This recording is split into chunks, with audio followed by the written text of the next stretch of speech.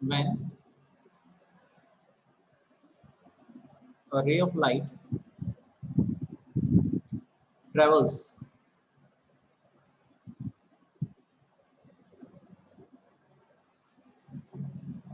from when a ray of light travels from one medium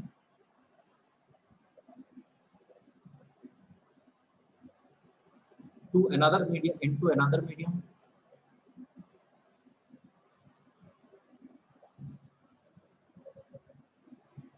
into another medium, it is called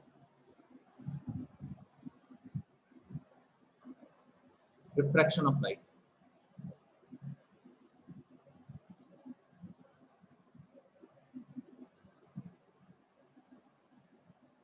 ठीक है, एक medium से दूसरे medium में जब लाइट जाता है तो उसको रिफ्रैक्शन कहते हैं। जैसे एग्जांपल के लिए ये हमने ले लिया, ये तो हमको पता होगा वैसे, हाँ, ये अपने पास ए बी एक सरफेस हो गई, यहाँ पे मीडियम 1 है, ये मीडियम 2 है।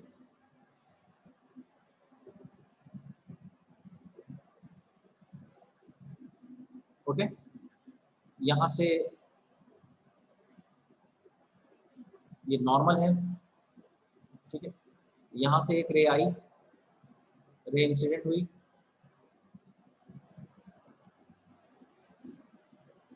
और आफ्टर रिफ्रैक्शन, यस चलिए,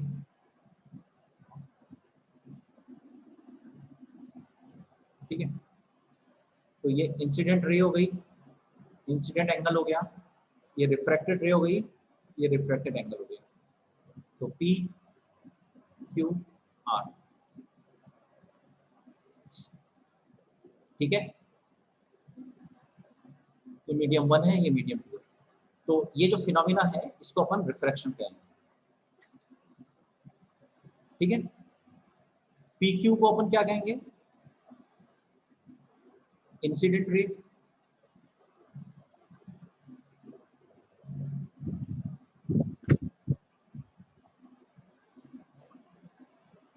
ये कालिया कौन है, थोड़ा अपना नाम बताओ, जो भी है नाम बता दो मुझे, कालिया प्राइवेट में नाम बता दो, प्राइवेट मैसेज कर दो, जो भी है कालिया।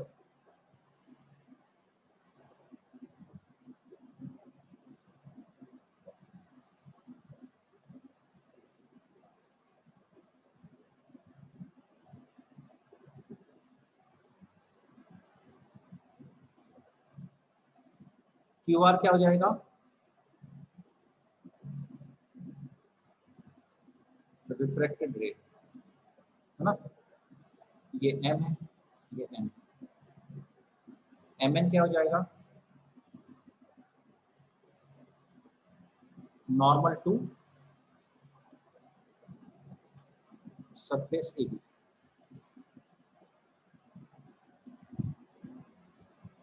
ठीक है,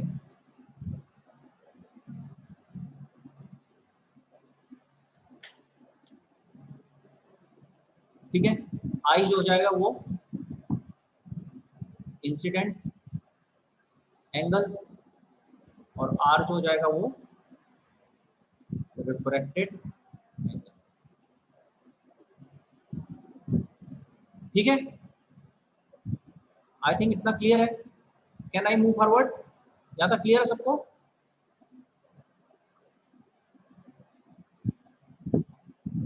कालिया तुम कौन हो, मुझे प्राइवेट मैसेज करो, अभी अपना नाम एक्चुअल बताओ, नहीं तो मैं तुमको रिमूव कर दूंगा।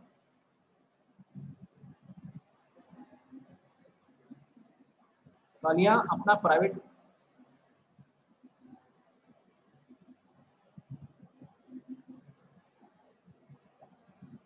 नेक्स्ट हम देखते हैं,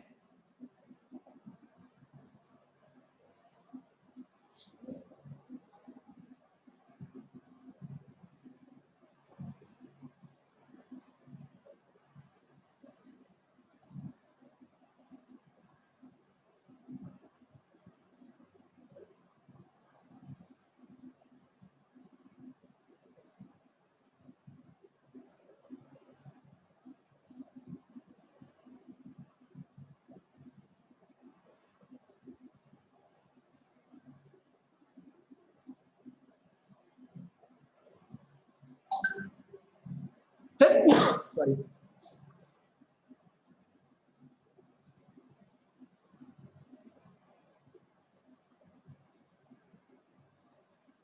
ओके, सो नेक्स्ट पे हम चलते हैं, laws of refraction. Next topic है हमारा लॉज ऑफ रिफ्रैक्शन। ओके, तो जैसे अपन ने रिफ्लेक्शन में लॉ पढ़ा था, इसमें भी कुछ लॉ फॉलो होते हैं। जैसे पहला लॉ क्या है, incident ray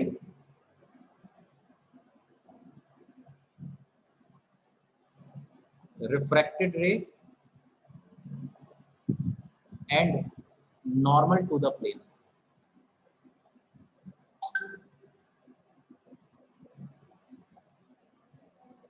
To the surface, all lie in the same plane, एक ही प्लेन में लाई करते हैं। दूसरा क्या लिखा कि the ratio of sine of incident angle to the refracted angle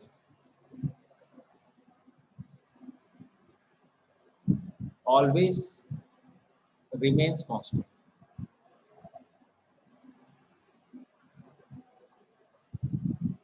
ठीक है, मतलब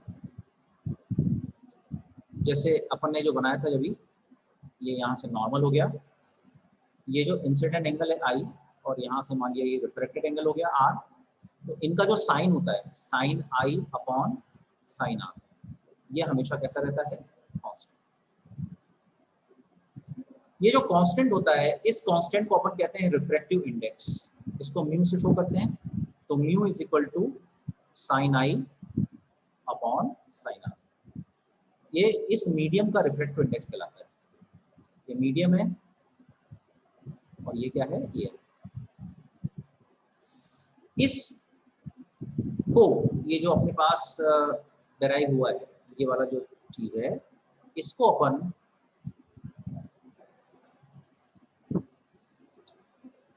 is called Snell's law।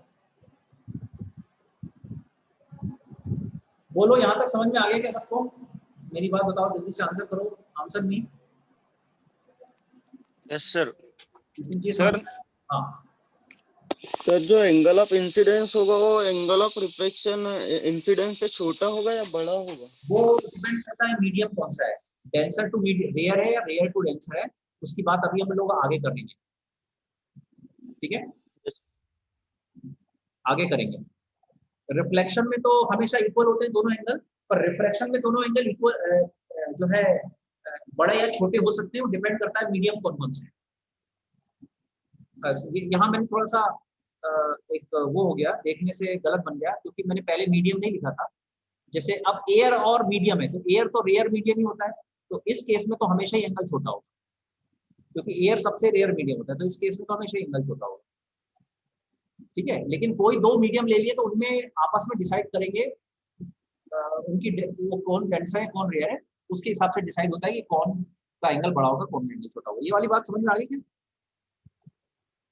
Yes sir. Okay, आगे बढ़ूं मैं? नोट कर लिया? हाँ सर। थोड़ा हम बात कर लेते हैं रिफ्रैक्टिव इंडेक्स के बारे में। हालांकि जब आप लोग 10th क्लास में पढ़ रहे थे तो मैंने रिफ्रैक्टिव इंडेक्स को काफी अच्छे समझाया था, तो यहाँ थोड़ा सा और बात कर लेते हैं, एक बार रिवाइज कर लेते हैं।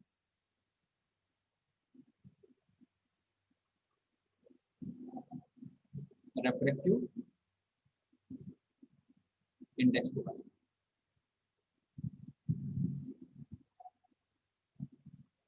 ओके, रिफ्रैक्टिव इंडेक्स क्या होता है, इसकी डेफिनेशन क्या है? इसकी डेफिनेशन लिखेंगे, it is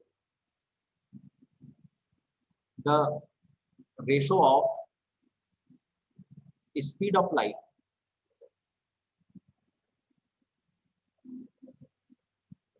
in air to the speed of light in medium.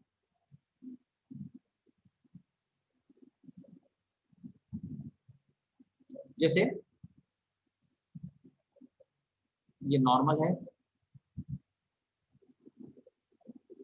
ये आई एंगल हो गया, ये ऐसे चले गया, ये आर एंगल हो गया, यहाँ एयर है मान लो और ये कोई मीडियम, तो यहाँ उसका रिफ्रैक्टिव इंडेक्स उस मीडियम का म्यू है ना, इसको मैं म्यू एम लिख देता हूँ ताकि बिल्कुल क्लियर हो जाए। यहाँ मैं लिख देता हूँ म्यू एम है और इसका ये एयर, तो यहाँ पे स्पीड ऑफ लाइट सी है, यहाँ speed of light mu m है, एम मतलब मीडियम, ठीक है। एम का क्या मतलब है यहाँ पे, ये किसको डिनोट कर रहा है, मीडियम।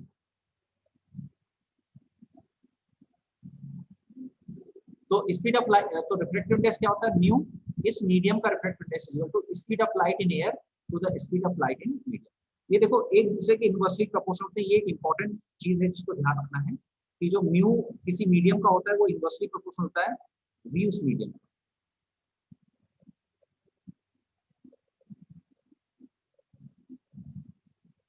यहाँ तक बात समझ में आ गई?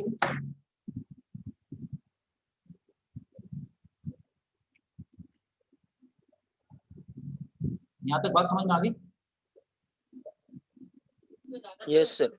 ओके, अच्छा आप लोगों ने 11th क्लास में पढ़ा था कि speed is equal to frequency into wavelength, wave chapter में पढ़ा होगा 10th क्लास में, फ्रीक्वेंसी इनटू वेवलेंथ, तो ये वेवलेंथ एयर में एंड फ्रीक्वेंसी इनटू वेवलेंथ, लिखनी है वेवलेंथ मीडियम। ध्यान रखें वेवलेंथ, जो लाइट जब रिफ्रैक्ट होता है तो फ्रीक्वेंसी वही बनी रहती है, यहाँ पे वेवलेंथ अलग अलग हो जाएगी, देखो एयर है, ये मीडियम है, स्पीड बदल गई, फ्रीक्वेंसी वेवलेंथ बदल गई, लेकिन फ्रीक्वेंसी दोनों मीडियम में न्यू बनी रहती है। ऐसा क्यों होता है, बिकॉज फ्रीक्वेंसी डिपेंड करती है सोर्स पर, लाइट जहां से आ रहा है उस सोर्स की जो फ्रीक्वेंसी है, उस सोर्स के पास जो फ्रीक्वेंसी है वो फ्रीक्वेंसी पूरी लाइट में रहेगी, तो frequency is independent of medium, और इसलिए न्यू से न्यू कट जाएगा, तो अपने पास एक बहुत ही इंपॉर्टेंट फॉर्मूला बन जाएगा, क्या बन जाएगा, refractive index of any medium is equal to speed of light upon speed in that medium, और लैम्डा एयर में जो वेवलेंथ है डिवाइडेड बाय लैम्डा मीडियम में जो है। तो आई होप ये वाला फॉर्मूला आपको समझ में आया होगा।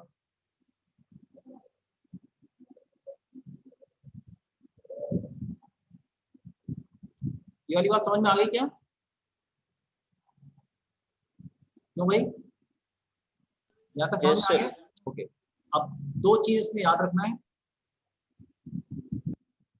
Mu of glass is equal to होता है 3/2, जिसको अपन 1.5 भी लिखते हैं, और दूसरा होता है म्यू ऑफ वाटर, ये 4/3 होता है और इसकी वैल्यू होती है 1.3। ये दो वैल्यू याद रखना है, एयर और वाटर, ग्लास और वाटर। सर हाँ, अगर सर वैक्यूम से एयर में पूछेगा तो फिर वैक्यूम और एयर को लगभग सेम लेते हैं, हालांकि एयर थोड़ा सा डेंसर होगा वैक्यूम से, लेकिन वैक्यूम और एयर लगभग सेम माना जाता है, तो वो दोनों में स्पीड सी लिख देते हैं,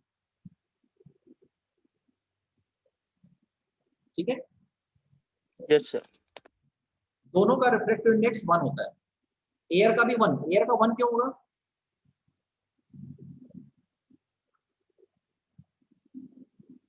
या वैक्यूम का भी 1 होता है,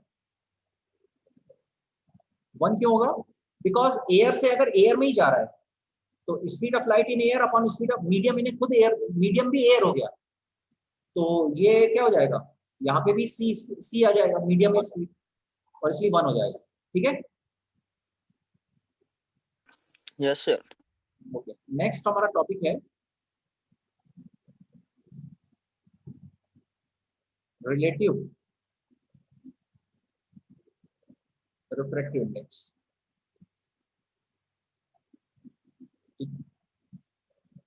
ये क्या होता है,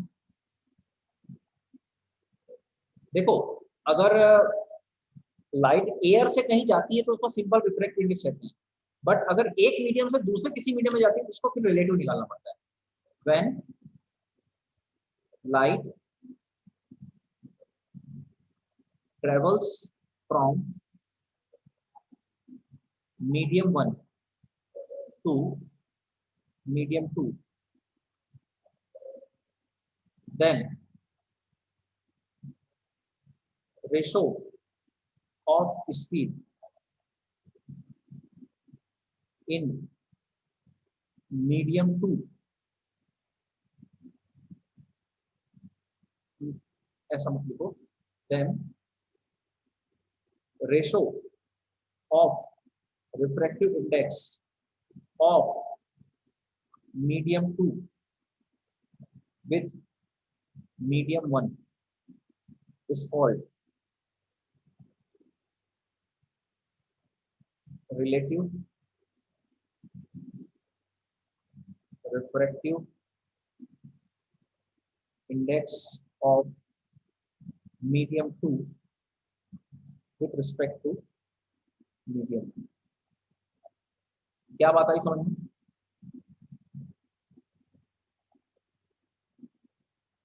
कि ये मान लिया लाइट है, यहाँ मीडियम 1 है और यहाँ मीडियम 2 है, ठीक है। अब लाइट यहाँ से आई मीडियम 1 से और मीडियम 2 में चली गई, बैंड हुई थोड़ी बहुत और मीडियम 2 चली गई। यहाँ इसकी स्पीड v1 है, यहाँ लाइट की स्पीड v2 है, इसका रिफ्लेक्टिव इंडेक्स v1 है, इसका रिफ्लेक्टिव इंडेक्स v2 है। तो अगर मैं आपसे पूछूं μ1 कितना होगा तो आप बोलेंगे c/v1, और मैं पूछूंगा μ2 कितना होगा तो आप बोलेंगे c/v2, क्योंकि जो इंडिविजुअल रिफ्लेक्टिव इंडेक्स है वो केवल c के रिस्पेक्ट में, c के साथ मीडियम होने पर निकालते हैं। तो अगर मैं बोलूं μ2/μ1 कितना होगा तो आप बोलेंगे c/v2, c/v1, so आ जाएगा v1/। तो ये है, इसको कहते हैं refractive index of medium 2 with respect to medium. जो नीचे होता है उसके रिस्पेक्ट में निकलता है, जो नीचे होता है उसके रिस्पेक्ट में निकलता है। बोलो समझ में आई बात?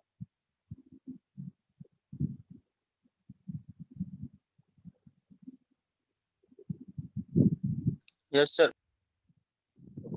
इसका लिखने का एक तरीका होता है, ओके। इसको लिखने का एक तरीका होता है जिसको अपन नोटेशन कहते हैं। इसको ऐसा लिखा जाता है, देखिए 1 μ2, 1 μ2 का मतलब है 1 से स्टार्ट हो रही है और 2 की तरफ जा रही है। और इसको जब अपन रेशो में लिखेंगे तो 2 को ऊपर लिखेंगे और 1 को नीचे। अगर अपन ने ऐसा लिख दिया 2 μ1 तो इसका मतलब है 2 सेकंड मीडियम से फर्स्ट मीडियम में जा रही है, और तब इसको अपन μ1/μ2 लिखेंगे। इसको अपन क्या बोलते हैं? Refractive index of medium 2 with respect to medium 1, ऐसा बोलते हैं। और इसको अपन क्या बोलेंगे? Refractive index of medium 1 with respect to medium 2। दोनों में अंतर समझ में आ गया सब कुछ? Yes sir. Okay,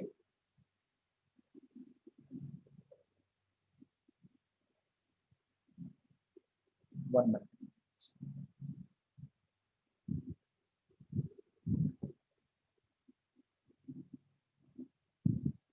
Aditya, Mahvish, Priya, Dhruv, Yash, Adarsh, इनमें से कोई आया क्या?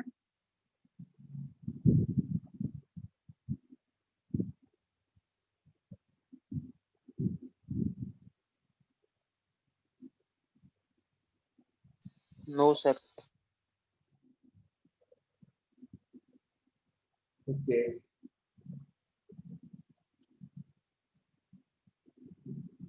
संदीप, मुझे एब्सेंट स्टूडेंट की लिस्ट भेज दोगे क्या? सर देखना पड़ेगा। हाँ सर, बना के फिर बाद में भेज दूंगा। अभी तुम ऐसा करो, वो उसका स्क्रीनशॉट ले लो और फिर मुझे जो एब्सेंट है उनकी लिस्ट भेजो, ठीक है? क्यों? अच्छा, कौन भेज देगा यार? ये काम यस सर। कर दोगे तुम? हाँ, स्क्रीनशॉट ले रहा था। स्क्रीनशॉट लेकर मुझे भेज दोगे? नहीं, कौन एब्सेंट है उसको, क्योंकि मुझे पता नहीं कौन बाकी है। भेज दोगे क्या? हाँ सर, हाँ हाँ नाम याद है ना तुमको सब? हाँ, याद तो है। चलो नेक्स्ट पे हम चलते हैं।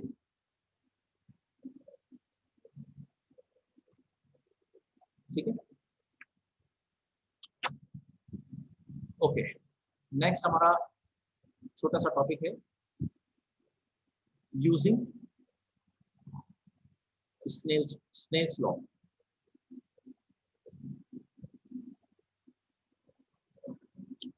जैसे अगर अपने को यहाँ पर एक नॉर्मल दिया है और ये मीडियम वन है,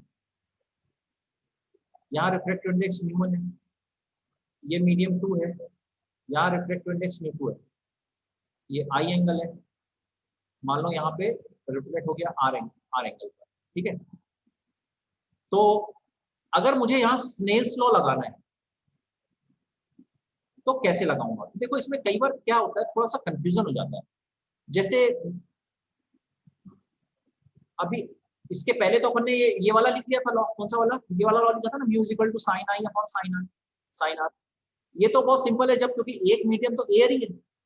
लेकिन जब दोनों मीडियम में एयर ना हो तो क्या करेंगे? तो देखो ऐसा लगाते हैं, इसका रिफ्रैक्टिव इंडेक्स और इसके साइन आई का मल्टीप्लाई करो, तो म्यू1 into sine i is equal to इसके रिफ्रैक्टिव इंडेक्स और इसके साइन एंगल का मल्टीप्लाई करो, तो इसमें कंफ्यूजन नहीं होगा। म्यू2 इंटू साइन आर, और अब लगा दो sine i upon sine r is equal to म्यू2 अपॉन म्यू।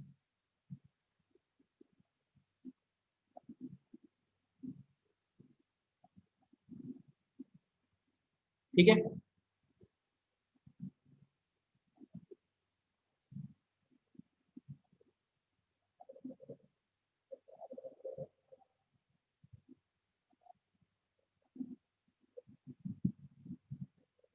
समझ में आ गया बात? Yes sir. तो इसका ये ध्यान रखना, देखो इसमें एक चीज ये ध्यान जरूर रखना है अपने को। क्या ध्यान रखना है कि ये जो दोनों आएंगे ना, ये एक दूसरे के इनवर्स आएंगे। ये देखो, ये इनवर्स का क्या मतलब है? जिस मीडियम में एंगल बना है उस मीडियम का रिफ्लेक्टिव इंडेक्स नीचे आया है, ये एक इंपॉर्टेंट चीज ध्यान रखना। देखो इस मीडियम में एंगल बना है, एंगल इस मीडियम में बना है, ये आई।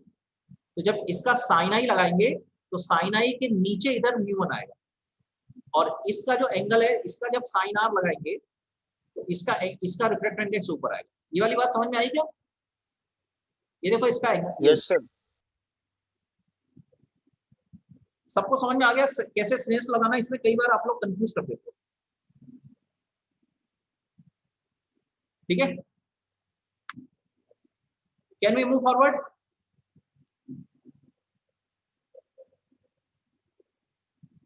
Can we move forward? Okay, so another topic is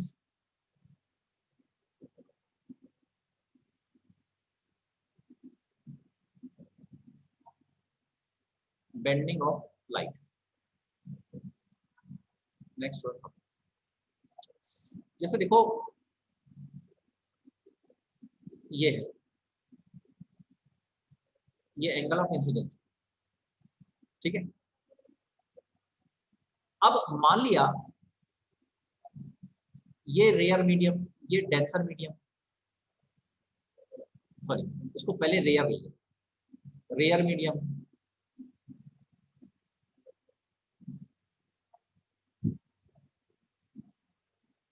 ठीक है, उसके बाद अपन ने बोला कि ये वाला डेंसर मीडियम है। डेंसर और रेयर कैसे डिसाइड होता है, इसको थोड़ा सा अच्छे से देख लो।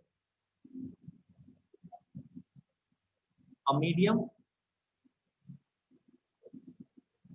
is called rare if speed of light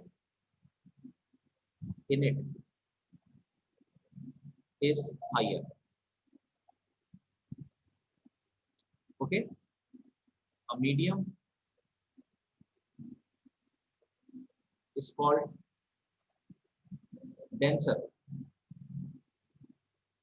if speed of light in it is lower. तो जिसमें स्पीड कम होती है वो डेंसर और जिसमें स्पीड ज्यादा होती है वो रेयर। बात समझ में आ गई यहाँ तक? तो मान लिया यहाँ पे स्पीड v1 है, यहाँ पे स्पीड v2 है, तो v2 will be less than v1, तो इससे v2 क्या हो जाएगा डेंसर और v1 क्या हो जाएगा रेयर। क्या ये वाली बात समझ में आई सबको? Yes sir. ओके, अब क्या हो रहा है, अब देखो जरा, अपन ने स्नेल्स लॉ लगाया, यहाँ पे रिफ्रैक्टिव इंडेक्स µ1 है, यहाँ पे रिफ्रैक्टिव इंडेक्स µ2 है, यहाँ पर r एंगल बनेगा, तो अपन ने रिफ्रैक्टिव इंडेक्स कैसे लगाया, µ2 upon µ1 is equal to sine i upon sine r। कैसे पता चलता है? ये वाला जो है ना ये ऊपर की तरफ होता है, मैंने बताया था, और ये वाला जो होगा इसका नीचे की तरफ होगा, ये बताया था ना मैंने आपको।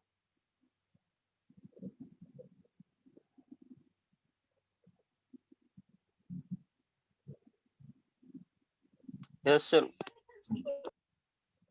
अब क्या करेंगे, हाँ अब अपने को इसको देखें,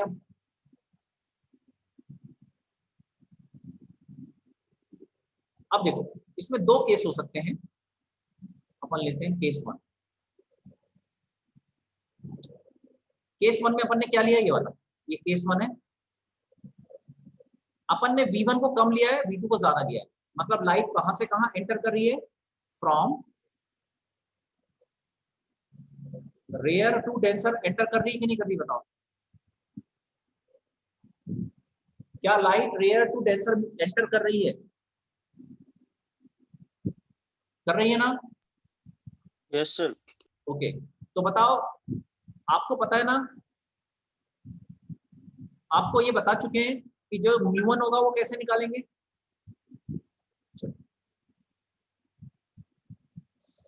µ1 अपन कैसे निकालते हैं, µ1 is equal to c upon v1, और µ2 कैसे निकालते हैं, c अपॉन v2। तो बताओ कौन स्पीड ज्यादा है, ये वाली स्पीड कम है, अगर ये स्पीड कम है तो µ2 क्या हो जाएगा, ग्रेटर हो जाएगा कि नहीं हो जाएगा, यानी इसमें हम बोल सकते हैं ना कि स्पीड अगर ये वाली लेस है तो µ2 विल बी ग्रेटर देन µ1, याद है ये वाला बोल सकते हैं कि नहीं बोल सकते, बोल सकते हैं? Yes sir.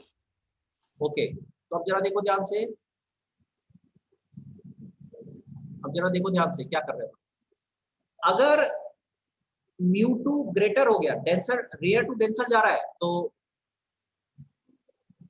Rare to denser जा रहा है, तो µ1 इस मीडियम का refractive index will be lesser than second medium का रिफ्रैक्टिव इंडेक्स, तो ऊपर वाली क्वांटिटी बड़ी हो जाएगी। अगर ऊपर वाली क्वांटिटी यहाँ पे बड़ी हो गई तो क्या मैं बोल सकता हूँ sine i will be greater than sine r,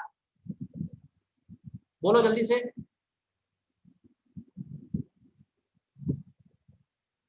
बोल सकता हूँ ना? तो क्या मैं बोल यस सकता सर। हूँ, बोल सकता हूँ i is greater then r, बोल सकता हूँ? इसका मतलब है ये वाली लाइट जाना कैसा चाहिए था, ऐसा, बट जो रिफ्रैक्टिंग एंगल होना चाहिए, यानी ये होना चाहिए था अगर रिफ्रैक्शन नहीं होता तो, बट अब रिफ्रैक्टिंग एंगल क्या हो जाएगा, लेस हो जाएगा कि नहीं हो जाएगा। तो रिफ्रैक्टिंग इंडेक्स को लेस करने के लिए हमको लाइट को कैसे गुजारना पड़ेगा, क्या मुझे लाइट को ऐसा गुजारना पड़ेगा, यहाँ से एक्चुअल लाइट ये होगी, तभी तो एंगल आर कम हो जाएगा, इधर बढ़ाने पे तो और बढ़ जाएगा। क्या ये वाली बात समझ में आई?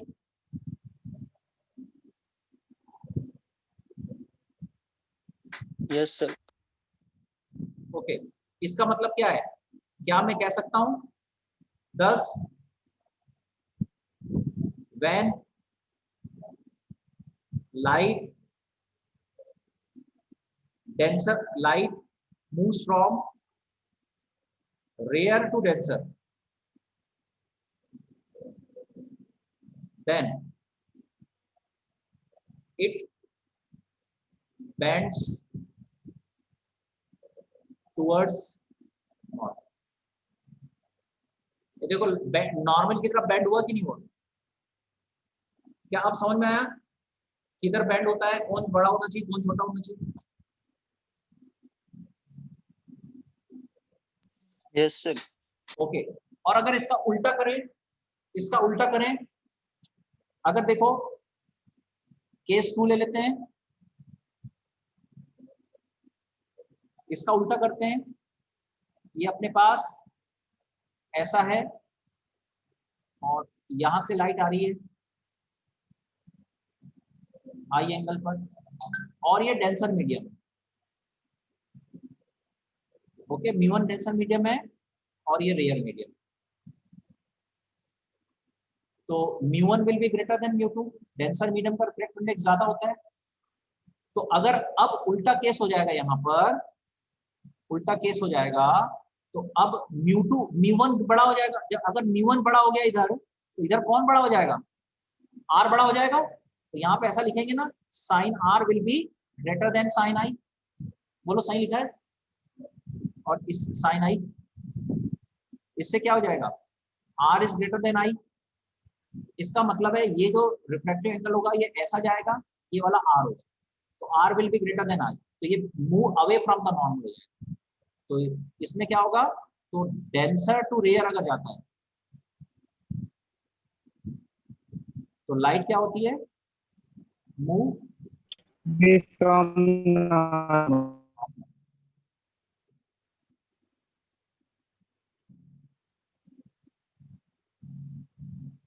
क्या इतनी चीज समझ में आ गई।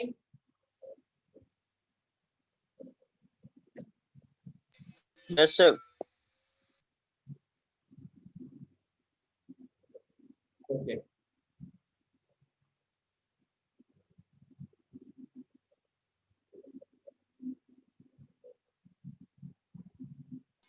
सर इसमें एंगल बड़ा होगा ना उससे, आई से, आर वाला। हाँ ये तो लिखा है ना यहाँ, ये तो लिखा है क्लियर, ये तो लिखा है clear। ये क्या लिखा है, हाँ सर। ठीक है, ओके। एक छोटी सी डेफिनेशन आज पढ़ लेते हैं, फिर बाकी कल करेंगे। वो डेफिनेशन क्या है,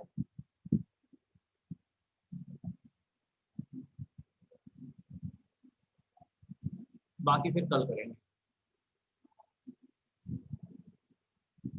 principle of reversibility of light,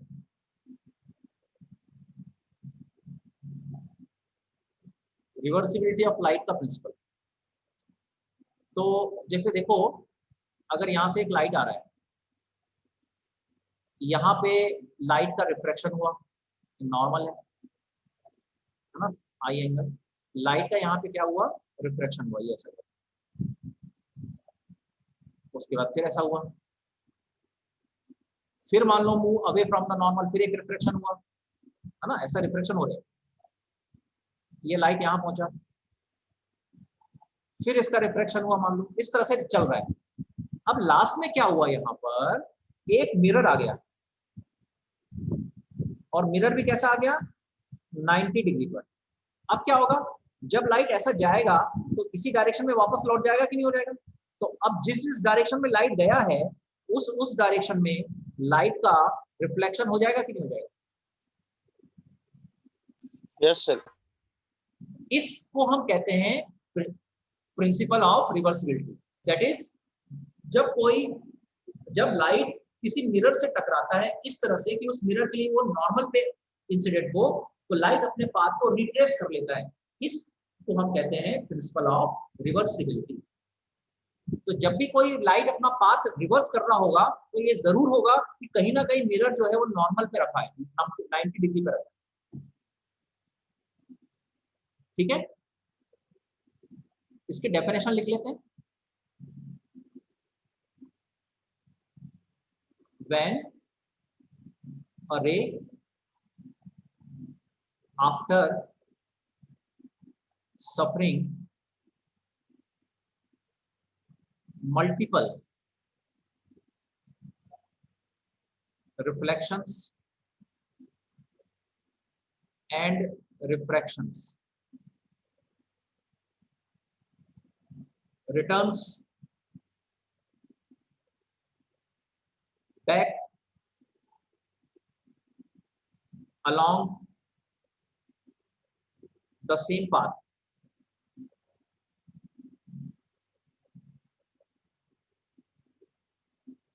It is called reversibility of light.